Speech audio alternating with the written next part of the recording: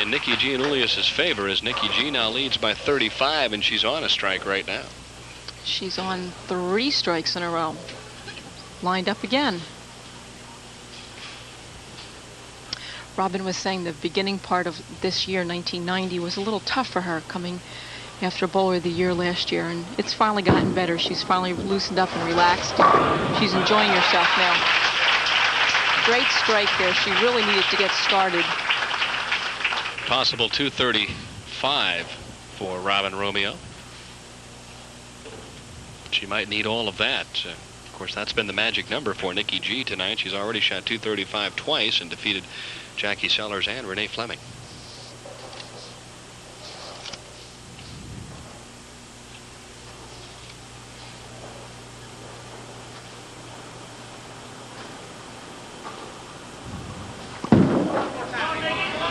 More direct route and a nice result.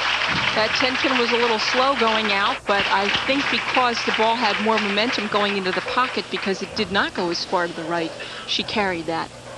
Well, our general manager this week, Lucy Bonneau, was working overtime. Not only did she have the tournament here, but she also qualified and finished in the top 24. She finished 20th this week. Lucy bowled on the tour before, and she's a great bowler, great gal.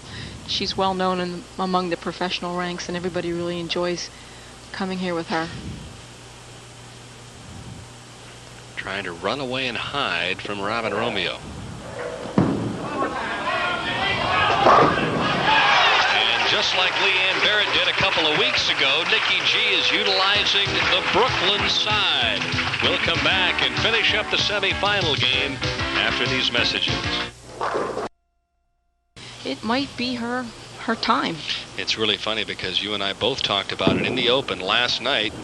She was basically about ready to finish 6th in this event, and Jan Schmidt went up and needed a strike and threw a perfect shot and left a solid 9, and Nikki G turned around and said, well, normally I'm on the other end of that, but I got a big break here tonight. But do you remember Nikki also had a 9 pin in that game? So what do you say about things like that? Leading by 55 and coasting into the championship match, where she will face Leanne Barrett, and it was just a couple of weeks ago that she and Leanne hooked up and had a wonderful championship game.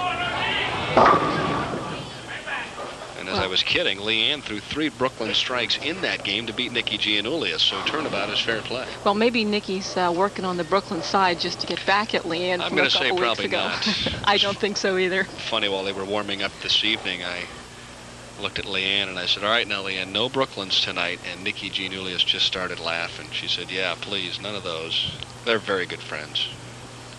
Well, most of the players out here are. Sure. We all travel together and spend so much time together, you kind of have to be. Nikki G a winner, and she has Robin out of the wood after 9 frames. Courtesy of a 5-bagger from frames 3 through 7. Robin Romeo will finish 3rd this week. 2nd straight appearance in the championship round, and don't be surprised if you see R&R on TV the next 3 weeks. Well, she's bowling better, as she said. She'd like to win at least one time in 1990 to back up her 1989 Bowler of the Year. But she said if she doesn't, it doesn't matter, because she's having fun. She's enjoying herself. She's doing what she wants to be doing. Can't get much better than that. Right. A good run at it. Nikki Gianulias trying to convince herself that she can defeat Leanne Barrett and win her first title of the year and successfully defend this one. Quite a drop there, huh? She's not quite up to the same pace as last year when she won 5 titles. That's when you go back to your accountant and he says, well, wait a minute, what happened to the 113 that you made last year? The IRS wants to take a look at why they don't match up 2 years in a row. I want to check out those receipts. Uh-huh.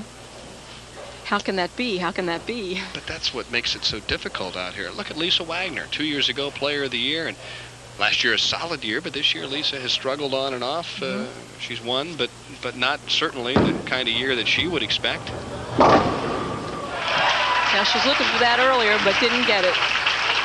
Robin finishing this one out, and with a strike would shoot 180, and I think what I like most about Robin Romeo is her attitude towards the game and towards her profession. Tonight was not the night. She gave it her best shot. Next week it might change.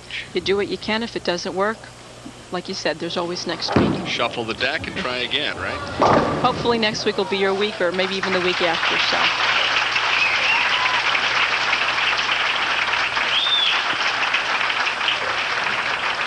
This has to feel good, standing up in the 10th frame, and all you're doing is throwing some practice shots. Well, is she going to go fishing again like last time? She's going to keep her demeanor up and still be aggressive. Of course, don't forget, next week we head to Leisure Lanes in Albuquerque, New Mexico, 7:30 Eastern Time next Thursday night for the $40,000 Hammer Western Open. And it's off to Los Angeles, and we wrap things up with a Saturday, November 17th telecast from Sam's Town in Las Vegas. To put the icing on another LPBT year, 1990 was a very good year. Outstanding year. I was chatting with the president of the Ladies Pro Bowlers Tour, John Falzone, prior to this one this evening, and we were talking about the ESPN coverage for 1991, 22 more events, and very excited about starting the winter tour in February. And of course, you'll check your local listings, and we'll keep you abreast of when the ladies will start back in 1991. Full schedule plan. I think we'll all be looking forward to the break, though.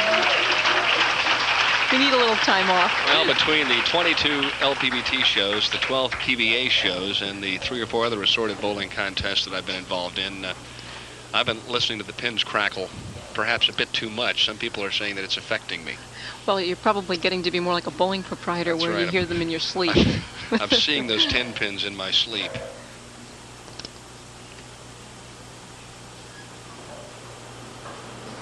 Well, she's improving. First 2 games from 235, 235. And she's picking up the pace. A 244 to 176 victory over Robin Romeo. Nikki